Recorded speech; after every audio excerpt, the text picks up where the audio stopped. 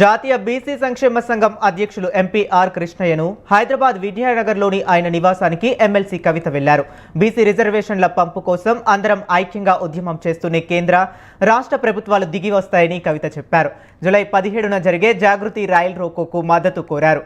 దీనికి ఆర్ కృష్ణయ్య సానుకూలంగా స్పందించారు. జాగృతి రైల్ రోకోకు ఖచ్చితంగా మద్దతు ఇస్తామని ఎమ్మెల్సీ కవితకు ఆర్ కృష్ణయ్య హామీ ఇచ్చారు. బీసీ సంఘాలు, రాజకీయ పార్టీలు ఆమెకు మద్దతు ఇవ్వాలని కోరారు. బీసీ కాకపోయినా కవిత పోరాటం ప్రారంభించారన్నారు.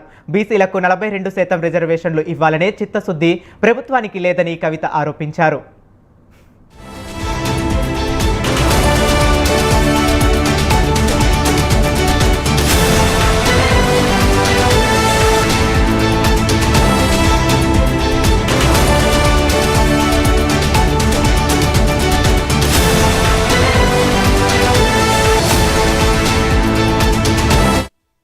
ప్రజా వ్యతిరేక విధానాన్ని తప్పకుండా మనందరం కలిసికట్టుగా ఎదుర్కోవాల్సినటువంటి అవసరం ఉన్నది.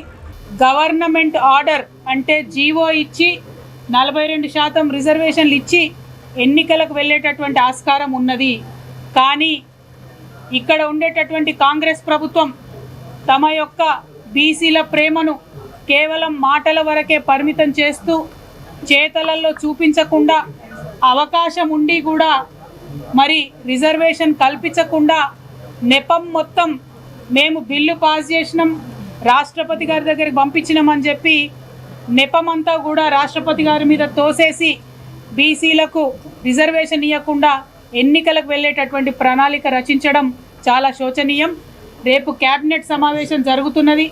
ఆ క్యాబినెట్ సమావేశంలో లోకల్ బాడీ ఎన్నికలకు సంబంధించి మరి నోటిఫికేషన్ ఇస్తారని చెప్పి ప్రభుత్వం లీకులు ఇస్తున్నటువంటి సందర్భాన్ని చూస్తున్నాం. మరి అందుకోసమే పెద్దల కృష్ణయ్య గారిని కలిసి